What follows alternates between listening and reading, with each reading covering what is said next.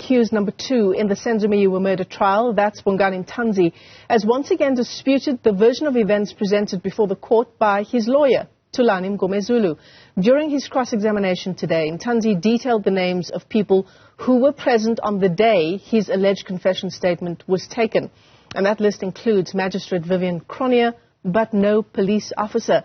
And Mnisi is, of course, tracking that story. But first, take a listen to what happened in court. I'm glad that you mentioned that the door was closed.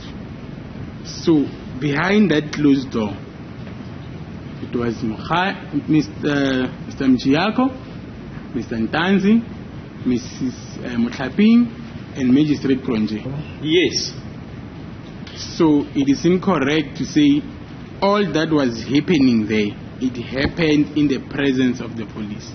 My lord, if the white lady is seated there, she is writing, and I don't know what it is that she is writing. I can then say to my lawyer that the police were there because I was able to see them, and the door was not closed. The door was only closed afterward because I was looking down. The lady was busy on her laptop. She was writing. She would stand up from the table from where she was seated, go over to the white lady that was standing there, speak to her. So I don't know, my lord, what it is that they were talking about. So, Linda, you have been following what is a very difficult case to follow. Yeah. Bongani Ntanzi effectively telling the court that the version from his lawyer is not the correct one. Absolutely, and you'll remember that this is the same thing that he's been doing throughout his testimony, especially during cross-examination. Quite similar to accused number 1, Mnisi, who was on the stand last week, doing the same thing. And in this particular instance, it's quite interesting because, the issue around the police officers having been inside that room when the confession statement was made would then mean that the process was flouted and it was irregular. But now Bongani Ntanzi then comes back and comes to the court and says, well, in fact, those people were there when the investigating officer was busy going in and out. But there was a point where the door was closed, and then they only came back after we were done. So the prosecutor then asked him, so this means that during the process, the police officers were not there. And he says, no, they were not there.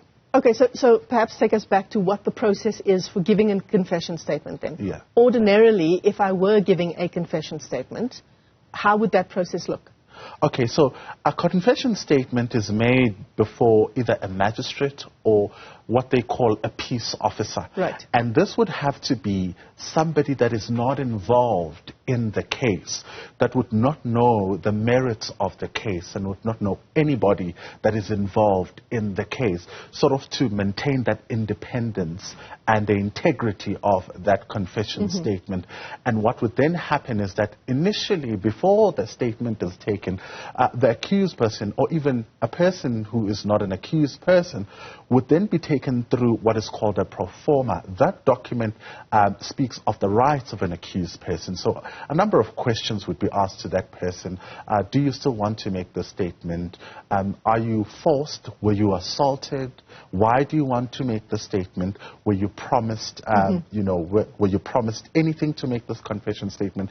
And then if any of the questions, particularly when it relates to the rights of the person that's deposing that statement, seem to have been flouted, the person that's taking down that confession statement would have to stop and then assist in arrangements for perhaps a case to be opened. Right. So the people that are involved in this case are not supposed to be there.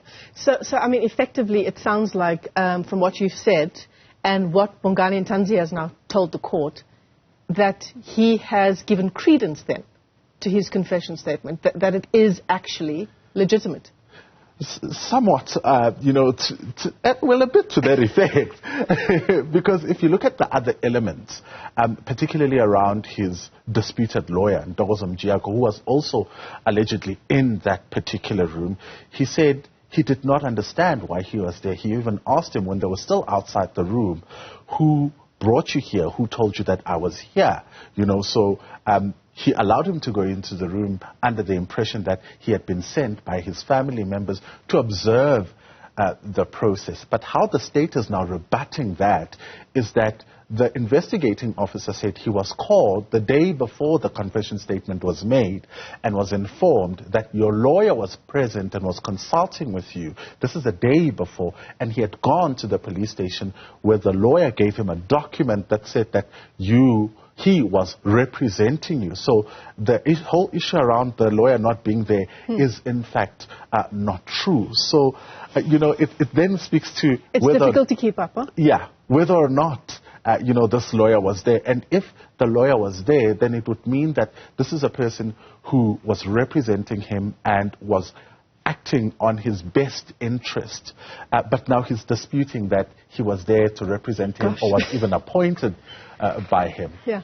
I want to ask you, Linda, when this trial within a trial is going to see its end and when we're going to have an outcome so that we can move on to the meat of this case, right? Yeah. The Senzo Meyiwa murder trial now in its 10th, well, not the trial, but it's been 10 years this year since Senzo Meyiwa was shot and killed.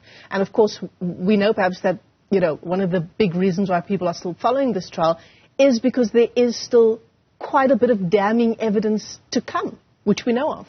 Yes, absolutely.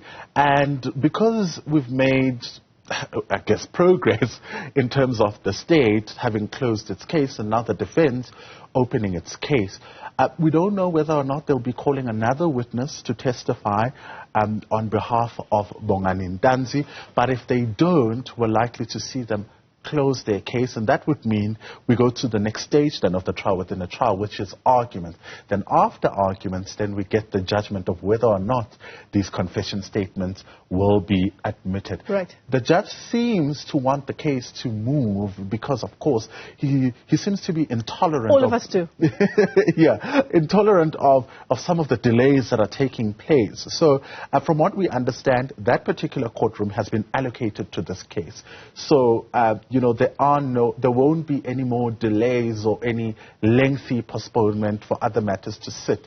So we can expect that possibly, before we get into March, possibly, this trial within a trial would have ended. Well, look, I have a feeling that the viewers who are watching are hoping for just that and maybe even earlier than March. Linda Mnisi, as always, tracking all of the back and forth insofar as this case is concerned. The Senzo Meyiwa murder trial unfolding at the High Court in Pretoria.